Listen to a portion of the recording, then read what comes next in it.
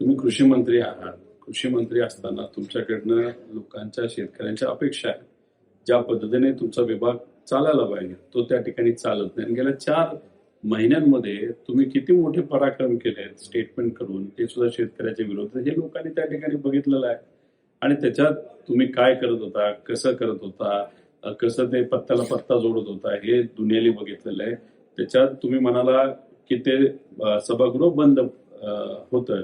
पण तुम्ही जर बघितलं तर त्याच्या मागचा आवाज बघितला तर आदिवासी भागातले जे शेतकरी, दुधाचा विषय, शेतकऱ्यांचा विषय तिथं सुरू होता आणि तेव्हा तुम्ही तिथं पत्ते खेळत होता. आमचं एवढंच मत आहे की तुम्हाला जर पद दिलं असेल तर त्या पदाचा योग्य वापर ह्या महाराष्ट्राच्या शेतकऱ्यांसाठी तुम्ही केला पाहिजे. आणि तो न करता तुम्ही अधिवेशनामध्ये काय चाललंय त्याच्याकडे लक्ष न देता तुम्ही जर तिथं पत्त्याचा खेळ खेळत असतात आणि तुम्हाला कुठेच सिरियस नसतं, हे कितपत योग्य आहे. आणि अजून एक आमचं मत आहे की तुम्ही जे पत्रकार परिषद घेतलेली आहे त्यातून तुम्ही जो अहंकार दाखवलेला आहे, कारवाईला आम्ही काही भीक घालत नाही, आम्ही कोणाला घाबरत नाही, जी काही कारवाई करायची करा. आम्ही ना ईडीला घाबरलो ना आम्ही कशाला घाबरलेलो आहे. आम्ही सामान्य लोकांची बाजू ही मांडत राहणार, आम्ही तिथं लढत राहणार.